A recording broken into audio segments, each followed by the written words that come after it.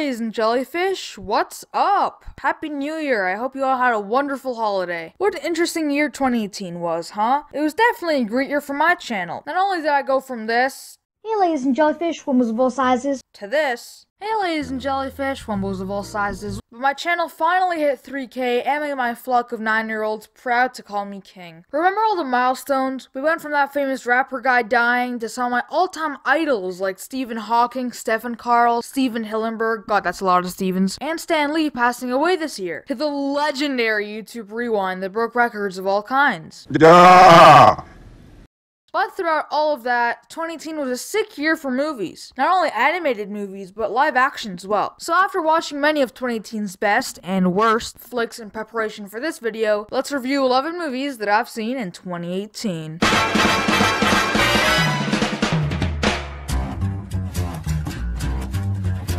So before we start, let me set some ground rules first. These movies are in no particular order. However, I will split them up into various categories and review them that way, just so there's no confusion. Since we've got quite a bit to look at, I won't give too detailed reviews, and if I've already reviewed them in full, like my Grinch review that came up a few days ago you might want to check out, definitely check out my full reviews with the links below. With no further ado, accompanied by the timestamps in the description, let's go! Live action. Johnny English strikes again. Starting off our ride, we've got a movie I saw very recently, and it is quite interesting. Unlike most live action movies these days, this is 99% live action, as really no CGI that I recognize was in use during the movie. However, this movie as a whole is an extremely mixed bag. Not only does it star one of my favorite actors, Rowan Atkinson, but it is one of the only comedies I've seen in modern times. The director, however, David Kerr, has never really directed a movie before, and that is very apparent when you look into this film. The comedy, which should be one of the main priorities here, is very hit or miss. After a while, you start to catch on to the repetitive slapstick humor and the silly antics are really nothing original. Some I liked, like English doing the virtual reality, but it really wasn't funny to see English screw up over and over and over and over and over and over and over. It just becomes stale. Otherwise, the writing is pretty inconsistent, with the characters not really having any motives or a clear objective, and some things never being explained enough. Overall, I give this a 5 out of 10. Oh, that's hot. That's hot.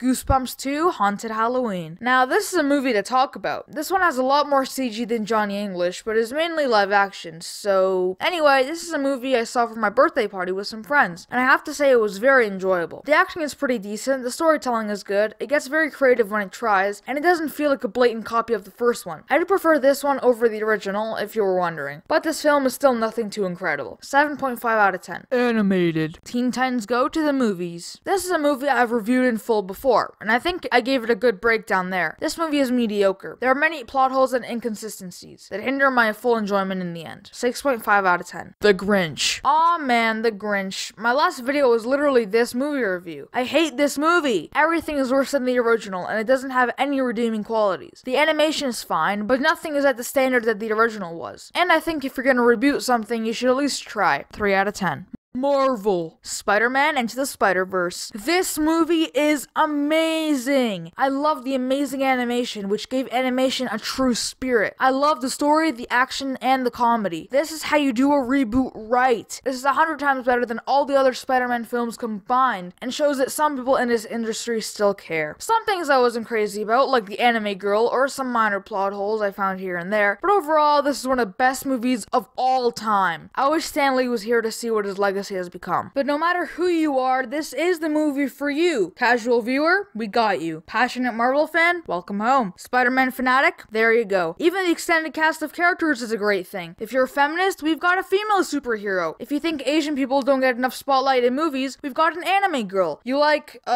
animals? We've got Peter Porker. Heck, even the main character is a black character. And that is the perfect word to describe this movie. Diverse. It is diverse in its story, in its characters, and in its animation. And that's why I would give Into the Spider-Verse a 10 out of 10. Avengers Infinity War. With Avengers Endgame coming soon, I'm not exactly new to this movie. However, this is one of Marvel's greatest hits. Superhero after superhero, the fact that they could get all these characters, all their motivations, all their goals, all their powers together in one package is greatly respectable. The visuals look brilliant and the action is amazing. The acting is good every once in a while, and it kept me entertained throughout. With $2 billion grossed overall, you can tell people loved it. Thanos, yes papa. 9.5 out of 10. It means get lost, Squidward.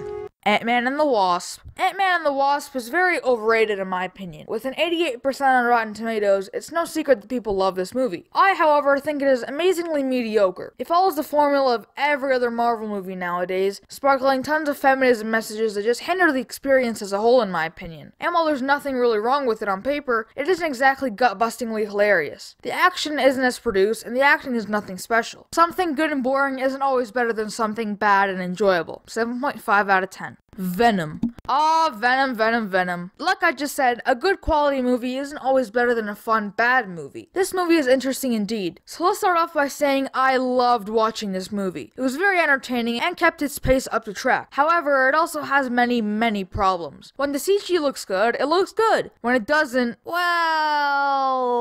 The acting is very good and the plot is well handled and not too rushed or slow. But the dialogue can be pretty awkward at times. And I would prefer if Venom would talk a bit less just so it would be more ominous when he did talk. The comedy is pretty subpar, but what really makes this movie is the action. Oh man, the action is amazing. There's explosions, deaths, and carnage all over. So much destruction and so well choreographed. But in the end, I don't think it's anything above average. 6 out of 10. What the hell are you? We are Viacom.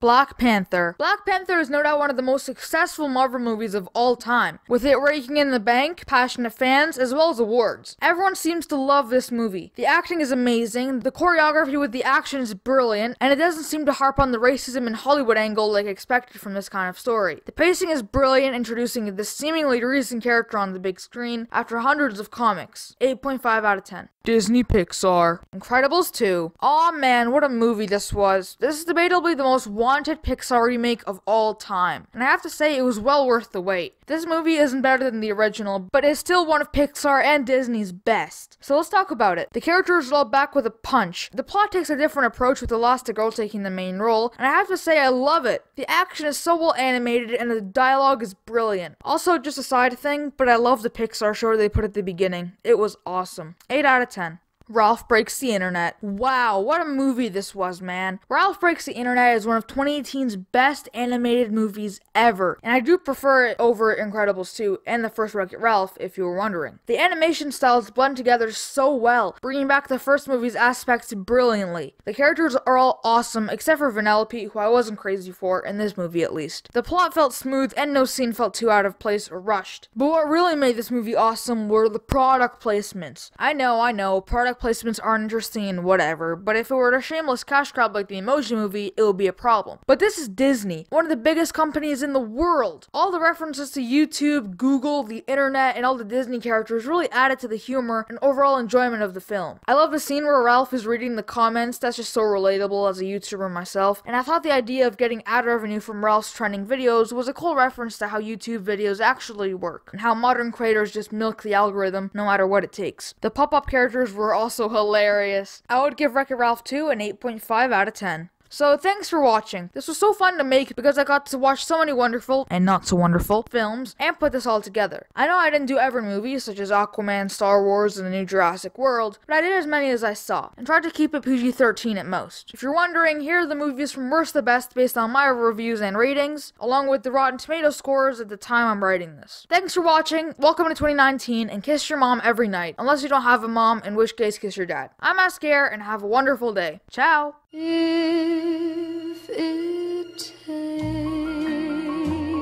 forever, I will wait for you for 1,000 summers.